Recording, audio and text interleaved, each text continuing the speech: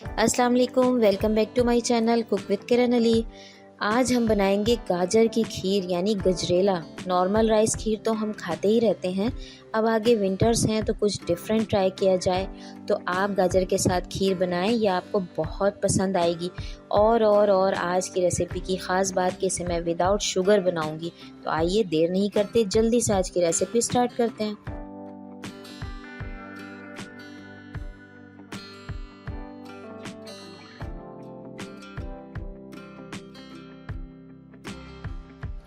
बिस्मिल्लाहिर्रहमानिर्रहीम। तो गाजर खीर बनाने के लिए यहाँ सबसे पहले मैंने यहाँ पर एक गहरा पॉट ले लिया है।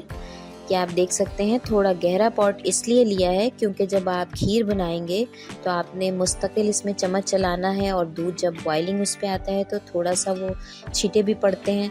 तो इस तरह से आप सेवली इसे कुक कर सकेंगे। खीर आप जब भी बनाएं थोड़ा गहरा बर्तन लें। यहाँ पर मैंने 1.5 किलो दूध लिया है, 1.5 kg। दूध को हम पकने देंगे इतना कि वो 1 किलो रह जाए। जब तक कि दूध हमारा पक रहा है, यहाँ मैंने 3 इलायची ले ली है और इससे अच्छी तरह से मैं कूट लूँगी। इलायची के साथ ही शामिल करेंगे बासमती चावल भिगो के मैंने रखे थे, ये आधा कप हैं। मेजरिंग कप आप देख सकते हैं इस तरह से। इसे भी हम कूट लेंगे, मोटा मोटा सा आपने कूटना है, बहुत ज़्यादा से पाउडर फॉर्म में नहीं कीजिएगा। इस तरह से जब इस तरह के हो जाएं तो फिर आपने इसे दूध में शामिल करना है उबलते हुए। दूध हमारा यहाँ पर कंटिन्यूसली पक रहा था। तकरीबन अब 1 किलो दूध रह गया है, तो 1 किलो दूध में उसके मेजर के हिसाब से मैंने चावल लिए थे आधे कप, हाफ कप चावल, और 2 से 3 इलायची मैंने इसमें कूटी है बहुत अच्छी सी खुशबू के लिए। तो अब चावलों को हम दूध में पकने देंगे। और जैसा मैंने आपको शुरू में बताया कि इसे मैं विदाउट शुगर बना रही हूँ, तो इसे शुगर पेशेंट भी ले सकते हैं और अदर लोग भी खा सकते हैं। इसका अपना एक मीठा होगा जो कि दूध पकने की वजह से इसमें आता है। जब तक कि चावलों के साथ पक रहा है हमारा दूध, लेकिन आपने एक बात का ख्याल रखना है कि आपने मुस्तकिल उसमें स्पून चलाते रहना है, वरना क्या होगा कि उसमें गुठलियाँ बन जाएंगी। थोड़ी थोड़ी देर में आपने चम्मच को उसमें हिलाते रहना है। 2 मैंने यहाँ पर गाजरें ले ली थी, इसे क्रश कर लिया है। अब इसे चेक कर लेते हैं। गाजरों को क्रश करके एक जगह पर रख लिया। यहाँ पर चेक कर लेते हैं दूध और चावल जो हमारे पक रहे हैं। अगर चावल नरम हो चुके हैं तो फिर हम इसमें गाजर शामिल करेंगे, लेकिन आपने मेक श्योर करना है कि चावल अच्छी तरह से आपके पक चुके हों और सॉफ्ट हो चुके हों।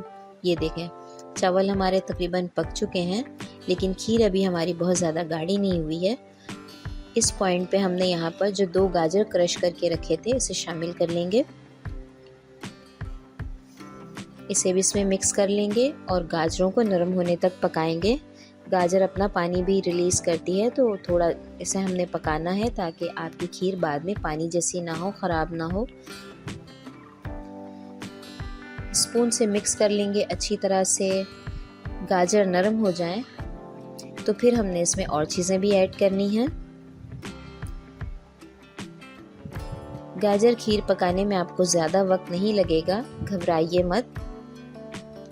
बहुत जल्दी गाजरें नरम हो जाती हैं।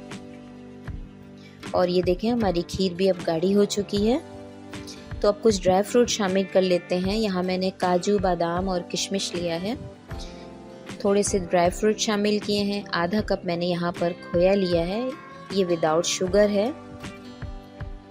खोया डालने से खीर का टेक्सचर बहुत अच्छा सा हो जाएगा।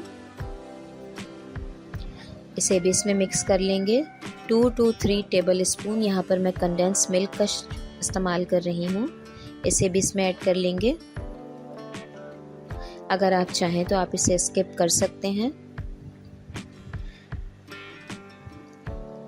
मिक्स कर लेते हैं अच्छा सा। गाजरों की खीर हमारी तकरीबन तैयार है, ये देख सकते हैं। खीर हमारी गाढ़ी हो चुकी है। पहले हमने दूध को पकाया था, उसके बाद इसमें ये सब चीज़ें शामिल की हैं। तो ये बहुत अच्छी सी मज़ेदार खुशबूदार खीर हमारी बन चुकी है। विंटर स्पेशल है ये। नए गाजर आए हैं, इनकी खीर बनाएं, खाएं, बहुत फ़ायदेमंद हैं गाजर भी। इसे मैंने सिंपल पिस्ताचियो से गार्निश किया है। आप चाहें तो अपनी पसंद के ड्राई फ्रूट्स ऐड कर सकते हैं। डिश आउट कर लिया है। खीर की थिकनेस आपको नज़र आ रही होगी। जब इतनी गाढ़ी हो जाए खीर तो आपने इसे उतार लेना है और इसे बाउल में डाल के सर्व कर देना है और मज़े से इसे एंजॉय करना है। तो कैसी लगी आपको ये रेसिपी अच्छी लगी हो तो लाइक शेयर एंड सब्सक्राइब। अपना बहुत ढेर सारा ख्याल रखें। फिर मिलूँगी किसी अच्छी और नई रेसिपी के साथ। आज की रेसिपी आपको कैसी लगी मुझे कमेंट में ज़रूर बताइएगा कि आपने गजरेला बनाया तो आपका कैसा बना और सब लोगों ने आपकी कैसे तारीफ़ की। तो इसी तरह से रेसिपीज़ के साथ जुड़े रहें। फिर मिलूँगी इंशाल्लाह। अल्लाह हाफ़िज़।